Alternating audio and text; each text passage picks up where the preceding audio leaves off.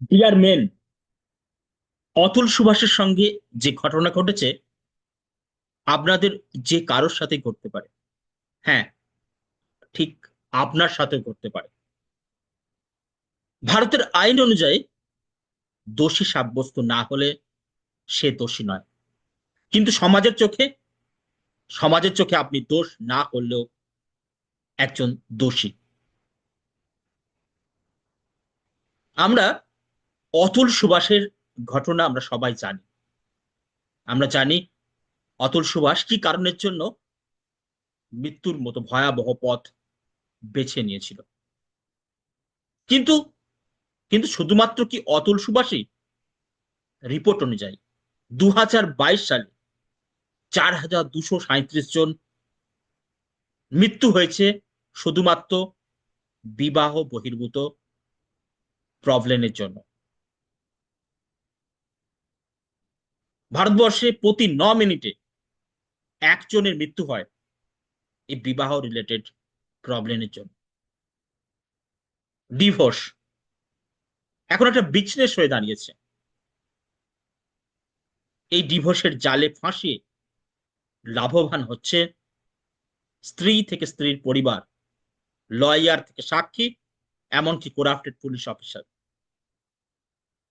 এখন প্রশ্ন, আমরা এই আজকের ভিডিওটা 99% মানুষ শেয়ার করবেন না। কারণ কারণ লোকে কি ভাববে।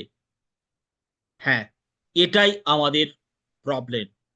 কারণ একজন পুরুষ পুরুষকে কেয়ার করে না। কেন এই ধরনের ঘটনা ঘটছে? আজকের ভিডিওতে প্রবলেম নয়, আলোচনা করব 3 সলিউশন নিয়ে। সলিউশন নাম্বার 1, জেন্ডার নিউট্রাল ল। ভারতবর্ষে কোনো জেন্ডার নিউট্রাল ল নাই। ভারতের আইন অনুযায়ী একজন পুরুষই মহিলাকে ধর্ষণ করে, মহিলা কিন্তু পুরুষকে নয়। ভারতের আইন অনুযায়ী নির্যাতন কেবলমাত্র পুরুষরাই করে বধূর উপর, বধূরা পুরুষদের উপর নয়। বধূ নির্যাতনের কেসে নল বেলেবেল অ্যাকশন এবং 3 বছর পর্যন্ত জেল হতে পারে। ওমেন ভিকটিমস এর উপর প্রভিশন আছে, কিন্তু মেন ভিকটিমস এর উপর কোনো প্রভিশন নেই। বিবাহের পূর্বের সম্পর্কে একজন পুরুষ যদি মহিলাকে বিবাহ করতে রাজি না হয়, সেক্ষেত্রে সেই পুরুষটির সাজা হয়। কিন্তু আইন অনুযায়ী একজন মহিলা যদি পুরুষকে বিবাহ করতে রাজি না হয়, সেই মহিলাটির কোনো সাজা হয় না। আইন অনুযায়ী একজন মহিলার ইমোশনের জন্য প্রভিলেন্স আছে, কিন্তু পুরুষদের কোথায়? আইনের চোখে একজন মহিলার ইমোশন থাকতে পারে, কিন্তু পুরুষের ইমোশন থাকতে পারে না। নির্যাতন একজন পুরুষই মহিলাকে করতে পারে। আইনের চোখে মহিলা কি কখনো পুরুষকে নির্যাতন করতে পারে না? আপনার কি মনে হয়, এটা কি সত্যি ফেয়ার রুল? আমার তো মনে হয় না।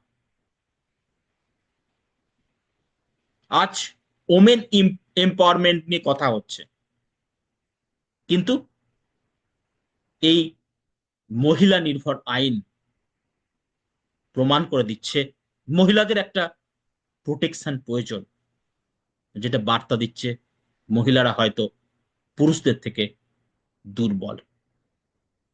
যতদিন না পর্যন্ত ভারতবর্ষে পুরুষ এবং মহিলার নিউট্রাল ল আসবে, ততদিন এই ধরনের কেস ঘটতেই থাকবে।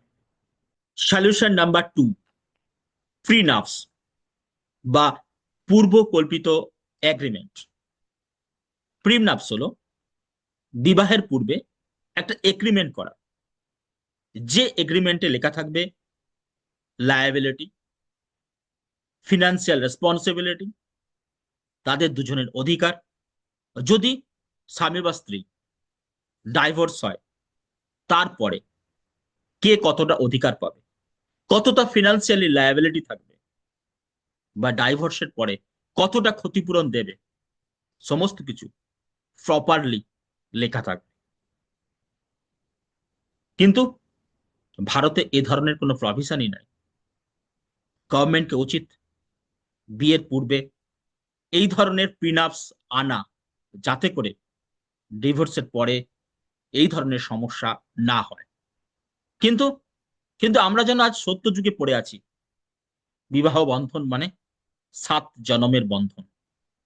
গভর্নমেন্টকে উচিত এই প্রিনাপস নিয়ে আসা, যাতে করে এই ধরনের সমস্যা আর না হয়।